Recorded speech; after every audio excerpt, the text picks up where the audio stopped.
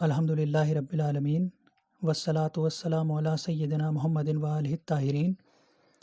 آیات و روایات کی زبان میں امر بالمعروف اور نہی عن المنکر، نیکیوں کا حکم دینا اور برائیوں سے روکنا، اسلام کے عظیم ترین واجبات میں شمار ہوتے ہیں، جن کے بارے میں قرآن مجید میں بھی شدید تاکید کی گئی ہے، اور رسول اکرم صلی اللہ علیہ وآلہ وسلم نے بھی اخبار غیب کے طور پر فرمایا تھا کہ اس وقت تمہارا کیا عالم ہوگا جب تمہاری عورتیں فاسد اور تمہارے جوان فاسق ہو جائیں گے، اور تم نہ نیکیوں کا حکم دو گے اور نہ برائیوں سے منع کرو گے۔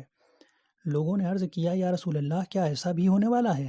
فرمایا، اس وقت کیا ہوگا جب تم برائیوں کا حکم دو گے اور نیکیوں سے منع کرو گے۔ عرض کیا، کیا یہ بھی ہو سکتا ہے؟ فرمایا، اس وقت کیا ہوگا کہ جب تمہاری نگاہ میں نیکیاں برائیاں بن جائیں گی اور برائیاں نیکیاں۔ روایت مبارکہ سے صاف ظاہر ہوتا ہے کہ سماج میں عورتوں کے فساد اور نوجوانوں کے فسق کی بنیاد امر بالمعروف اور نہی عن المنکر کے نظر انداز ہو جانے پر ہے، اور اس کے اسباب میں نظریات و افکار کا فساد بھی شامل ہے اور بدعملی اور بدکرداری بھی۔ ائمہ طاہرین نے امر و نہی کے فضائل اس انداز سے بیان فرمائے ہیں کہ انہی سے تمام فرائض کا قیام ہوتا ہے، راستے محفوظ ہوتے ہیں، روزی حلال ہوتی ہے، مظالم کی روک تھام ہوتی ہے، زمینیں آباد ہوتی ہیں اور مظلوم کو انصاف ملتا ہے، اور دنیا میں اس وقت تک خیر برقرار رہے گی جب تک امر و نہی کا سلسلہ جاری رہے گا اور لوگ نیکیوں پر ایک دوسرے کی مدد کرتے رہیں گے، ورنہ یہ جذبہ ختم ہو گیا تو برکتیں ختم ہو جائیں گی، لوگ ایک دوسرے کے سر پر سوار ہو جائیں گے اور زمین و آسمان میں کوئی کسی کا مددگار نہ رہ جائے گا۔ امر و نہی اظہار بیزاری و ناراضگی کی حد تک واجب عینی ہے اور ہر مسلمان کا فریضہ ہے۔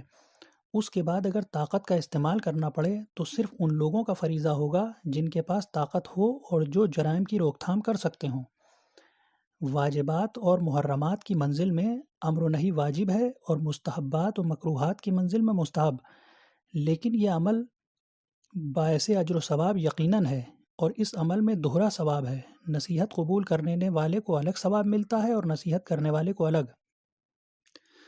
شرائط: امر بالمعروف اور نہی عن المنکر کا مسئلہ انتہائی اہم ہونے کے ساتھ ساتھ قدرے خطرناک بھی ہے، لہٰذا شریعت نے اس کی شرائط کی تعین کر دی ہے تاکہ ہر کس و ناکس یہ کاروبار نہ شروع کر دے اور فساد کی روک تھام کسی نئے فساد کا پیش خیمہ نہ بن جائے۔ اس سلسلے میں فقہائے کرام نے 5 طرح کے شرائط کا تذکرہ کیا ہے۔ 1. انسان معروف اور منکر کو پہچانتا ہو، ایسا نہ ہو کہ شوق تبلیغ میں منکرات کی ترویج شروع کر دے اور نیکیوں پر پابندی عائد کر دے کہ اس طرح معاشرہ ایک نئی مصیبت میں مبتلا ہو جائے گا۔ 2. امر و نہی میں تاثیر کا امکان پایا جاتا ہو، ورنہ اگر یہ طے ہو جائے کہ کسی طرح کا اثر ہونے والا نہیں ہے تو صرف وقت ضائع کرنا کوئی فریضہ نہیں ہے۔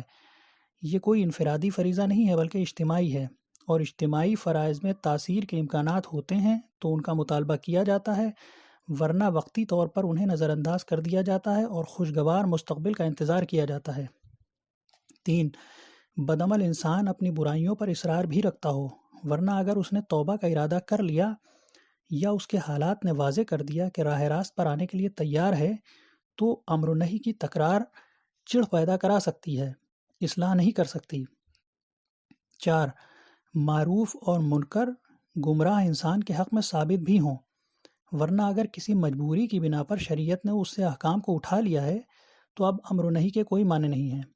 مثلاً ایام حیض میں عورت کو تارک الصلاۃ قرار دے کر نماز کی تبلیغ کرنا امر و نہی کی ادائیگی نہیں ہے، اپنی جہالت اور ناواقفیت کا اعلان ہے۔ 5. امر و نہی کی وجہ سے موجودہ فساد سے زیادہ بڑے فساد کا اندیشہ نہ ہو، ورنہ اگر جان، مال یا عزت آبرو خطرے میں پڑ جائے اور یہ نقصان قابل برداشت نہ ہو تو جان و مال، عزت و آبرو کا تحفظ زیادہ ضروری ہے، اور امر و نہی کو دوسرے مواقع کے لیے اٹھا رکھا جائے گا تاکہ وقت آنے پر پھر اس فریضے پر عمل کیا جا سکے۔ واضح رہے کہ یہ امر و نہی کسی ایک فرد یا جماعت کا فریضہ نہیں ہے، بلکہ شرائط کے فراہم ہو جانے پر عوام الناس پر بھی واجب ہے، اور شرائط کے مہیا نہ ہونے کی صورت میں علماء اعلام پر بھی واجب نہیں ہے۔ انسان کو جوشیلے پن اور بزدلی کے درمیان سے ایک راستہ نکالنا پڑے گا کہ کہیں ایسا نہ ہو کہ جوشیلی طبیعت حدود سے آگے بڑھنے پر مجبور کر دے یا بزدلی فرائض کی راہ میں رکاوٹ بن جائے۔ مراتب عمل: امر و نہی واجب ہونے کے بعد بھی مختلف درجات و مراتب کے حامل ہیں، اور بعض درجات بہرحال واجب ہیں اور بعض کے لیے حالات اور مقامات کا جائزہ لینا پڑے گا۔ مثال کے طور پر نفرت کا اظہار بہرحال واجب ہے، جس میں کسی طرح کی رعایت نہیں ہے۔ اس کے بعد زبان سے روکنے ٹوکنے یا تنبیہ کرنے اور مرمت کرنے کا مسئلہ حالات سے وابستہ ہے۔ حالات سازگار ہوں تو یہ بھی واجب ہے، ورنہ یہ مرتبہ ساقط ہو جائے گا، اور قلبی نفرت کا وجوب بہرحال برقرار رہے گا۔ رہ گیا زخمی کر دینا یا قتل کر دینا، تو اس کا جواز کسی شخص کو حاصل نہیں ہے، اور نہ امر و نہی کا منشا انسان کو فنا کر دینا ہے، ورنہ یہ کام پروردگار پہلے ہی کر سکتا تھا، اس کے لیے امر و نہی کے واجب کرنے کی کوئی ضرورت نہیں تھی۔ یا دوسرے الفاظ میں اس کے مامور حضرت ملک الموت ہیں، حضرات واعظین اور مبلغین نہیں ہیں۔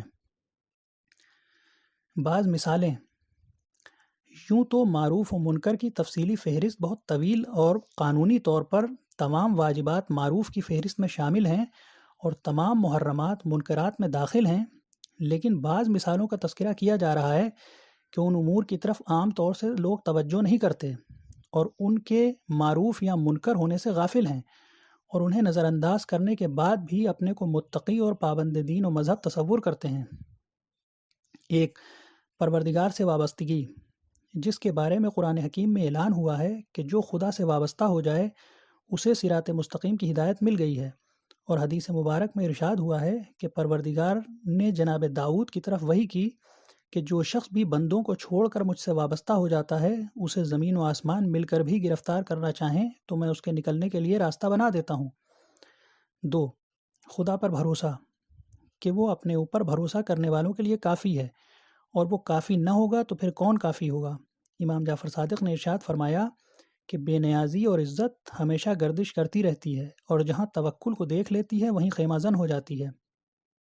تین، پروردگار سے حسن زن، امیر المومنین نے ارشاد فرمایا کہ جو شخص پروردگار کے بارے میں حسن زن رکھتا ہے کہ وہ میرے امور کی تکمیل کر دے گا، پروردگار اس کے حسن زن کو ضائع نہیں ہونے دیتا ہے اور اس کے امور کو مکمل کر دیتا ہے۔ وہ نہیں چاہتا کہ بندہ اس کے بارے میں بہترین خیال رکھے اور وہ اس حسن زن کو سوء زن میں تبدیل کر دے، جبکہ وہ کریم بھی ہے اور اپنے بندوں پر مہربان بھی ہے۔ چار، مصیبتوں پر صبر، جس کے بارے میں اعلان ہوا ہے کہ پروردگار صابرین کو اجر بے حساب عنایت کرتا ہے، اور رسول اکرم صلی اللہ علیہ وآلہ وسلم نے ارشاد فرمایا کہ صبر کرو کہ صبر میں خیر کثیر ہے، اور امداد الہی ہمیشہ صبر کے ساتھ ہے۔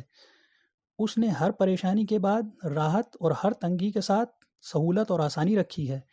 امیر المومنین کا ارشاد گرامی ہے کہ صبر کے ساتھ کامیابی یقینی ہے، چاہے دیر میں ہی کیوں نہ ہو۔ صبر کی دو قسمیں ہیں: مصیبت پر صبر جو امر حسین و جمیل ہے، اور معصیت کے مقابلے میں صبر جو اس سے بالاتر منزل کا حامل ہے۔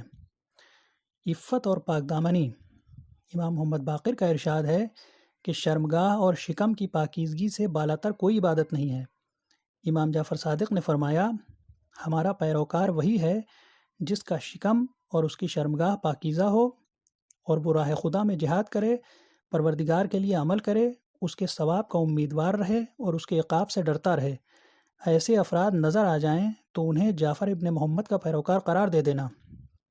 6، حلم و بردباری، رسول اکرم صلی اللہ علیہ وآلہ وسلم کا ارشاد گرامی ہے کہ پروردگار نے جہالت میں عزت اور حلم و بردباری میں ذلت نہیں رکھی ہے۔ امیر المومنین فرماتے ہیں کہ حلیم انسان کا سب سے پہلا اجر یہ ہے کہ لوگ جاہل کے مقابلے میں اس کے مددگار ہو جاتے ہیں۔ امام علی رضا نے فرمایا کہ انسان جب تک حلیم اور بردبار نہ ہو جائے عبادت گزار نہیں ہو سکتا ہے۔ 7، تواضع، رسول اکرم صلی اللہ علیہ وآلہ وسلم سے نقل کیا گیا ہے کہ پروردگار تواضع کرنے والے کو بلندی اور متکبر کو پستی عنایت کرتا ہے۔ جو معیشت میں میانہ روی سے کام لیتا ہے اسے روزی دیتا ہے، اور جو اسراف کرتا ہے اسے محروم کر دیتا ہے۔ وہ موت کو یاد کرنے والے کو دوست رکھتا ہے۔ 8، لوگوں کے ساتھ انصاف، رسول اکرم صلی اللہ علیہ وآلہ وسلم نے فرمایا کہ بہترین عمل اپنے نفس کے مقابلے میں انصاف کرنا اور ہر حال میں برادر ایمانی سے ہمدردی کرنا ہے۔ 9، اپنے عیب پر نظر رکھنا، رسول اکرم صلی اللہ علیہ وآلہ وسلم نے فرمایا جسے خدا کا خوف لوگوں کے خوف سے بے نیاز کر دے، اور جو اپنے عیوب کو دیکھ کر لوگوں کے عیوب سے غافل ہو جائے، اس کے لیے توبہ خوشخبری ہے۔ سب سے جلدی ثواب نیکی کا ملتا ہے اور سب سے جلد عذاب ظلم پر ہوتا ہے۔ انسان کے عیب کے لیے اتنا ہی کافی ہے کہ لوگوں کی برائیوں پر نظر رکھے اور اپنی برائی سے غافل ہو جائے، لوگوں کی اس بات پر ملامت کرے جسے خود ترک نہیں کر سکتا ہے، اور اپنے ہم نشین کو بلا وجہ اذیت دے۔ 10. اصلاح نفس۔ امیر المومنین کا ارشاد گرامی ہے، جو اپنے باطن کی اصلاح کر لے، پروردگار اس کے ظاہر کو نیک بنا دیتا ہے، اور جو اپنے دین کے لیے عمل کرتا ہے، خدا اس کی دنیا کا انتظام کر دیتا ہے، اور جو اپنے اور خدا کے درمیان معاملات کو صحیح رکھتا ہے، خدا اس کے اور لوگوں کے معاملات کو خود بخود صحیح کر دیتا ہے۔ 11. دنیا کی طرف سے بے اعتنائی۔ امام جعفر صادق نے فرمایا کہ جو دنیا میں زہد اختیار کرتا ہے، خدا اس کے دل میں حکمت کو راسخ کر دیتا ہے، اور اس کی زبان پر حکمت کو جاری کر دیتا ہے، اور اسے تمام عیوب دنیا کے مرض اور علاج سے آگاہ کر دیتا ہے، اور وہ دنیا سے صحیح و سالم دارالسلام کا رخ کرتا ہے۔ ایک شخص نے امام جعفر صادق سے عرض کیا کہ آپ کی بارگاہ میں حاضری کا اتفاق برسوں کے بعد ہوتا ہے، لہٰذا کوئی مستقل نسخہ بتا دیجیے۔ فرمایا، میں تمہیں تقوی پروردگار اور محنت کی نصیحت کرتا ہوں۔ خبردار، اپنے سے بالاتر آدمی کو دیکھ کر لالچ نہ کرنا، اور پروردگار کی اس نصیحت پر نگاہ رکھنا کہ لوگوں کی آرائش حیات پر نگاہ نہ رکھو، اور ان کی اولاد و اموال تمہیں دھوکے میں نہ ڈال دیں۔ دیکھو رسول اکرم صلی اللہ علیہ وسلم نے کس طرح زندگی گزاری ہے کہ آپ کی غذا جو، آپ کا حلوہ کھجور، اور آپ کا ایندھن شاخ خرما تھی۔ جب مال یا اولاد یا اپنی ذات کے سلسلے میں کسی مصیبت سے دوچار ہو تو رسول اکرم صلی اللہ علیہ وسلم کی مصیبت کو یاد کرو کہ کائنات میں کسی شخص پر آپ جیسی مصیبتیں نازل نہیں ہوئی ہیں۔ منکرات کی فہرست بھی محرمات جیسی ہے، لیکن بعض امور کی طرف خصوصیت کے ساتھ توجہ کی ضرورت ہے کہ لوگ ان سے غافل رہتے ہیں، اور اس کے نتیجے میں دین و ایمان تباہ و برباد ہو کر رہ جاتا ہے۔ 1. غضب اور غصہ۔ رسول اکرم صلی اللہ علیہ وسلم نے فرمایا کہ غضب ایمان کو اس طرح تباہ کر دیتا ہے جس طرح شہد کو سرکہ۔ امام جعفر صادق کا ارشاد ہے کہ غصہ ہر برائی اور شر کی کنجی ہے۔ امام محمد باقر نے فرمایا کہ غصہ اس وقت تک نہیں رکتا جب تک آدمی کو جہنم میں داخل نہ کر دے، لہٰذا جب کسی کو غصہ آئے تو اگر کھڑا ہے تو فوراً بیٹھ جائے تاکہ شیطان کا رجس دور ہو جائے، اور اگر کسی قرابت دار پر غصہ آئے تو اس سے قریب تر ہو جائے کہ اس طرح خود بخود سکون حاصل ہو جاتا ہے۔ 2. حسد۔ کسی کی اچھی حالت کو دیکھ کر جلنا کہ اس کے حالات ایسے کیوں ہیں۔ امام محمد باقر اور امام جعفر صادق نے فرمایا کہ حسد ایمان کو اسی طرح کھا جاتا ہے جس طرح آگ لکڑی کو کھا جاتی ہے۔ رسول اکرم صلی اللہ علیہ وسلم نے اصحاب سے خطاب کر کے فرمایا کہ تمہارے اندر سابق امتوں کا مرض پھیل گیا ہے، اور وہ حسد ہے جو ایمان کو صاف کر دیتا ہے۔ اس سے بچنے کا ایک ہی راستہ ہے کہ انسان اپنے ہاتھ اور اپنی زبان کو قابو میں رکھے اور برادر ایمانی پر طنز نہ کرے۔ 3. ظلم۔ امام جعفر صادق نے فرمایا کہ جو شخص بھی ظلم کرے گا اس کا نتیجہ اپنی ذات یا اپنے مال یا اپنی اولاد میں ضرور دیکھے گا۔ جس نے ظلم کیا وہ خیر نہیں پا سکتا۔ مظلوم ظالم کے دین سے اس سے زیادہ لے لیتا ہے جتنا ظالم مظلوم کی دنیا سے غصب کرتا ہے۔ 4. انسان کا خطرناک ہونا۔ رسول اکرم صلی اللہ علیہ وسلم سے نقل کیا گیا ہے کہ قیامت کے دن بدترین انسان وہ ہوگا جس کا احترام اس کے شر کے خوف سے ہوتا ہے۔ امام جعفر صادق نے فرمایا، جس کی زبان سے لوگ ڈرتے ہوں اس کا انجام جہنم ہے۔ بدترین انسان وہ ہے جس کی زبان سے لوگ خوفزدہ رہتے ہوں۔ اہدنا الصراط المستقیم۔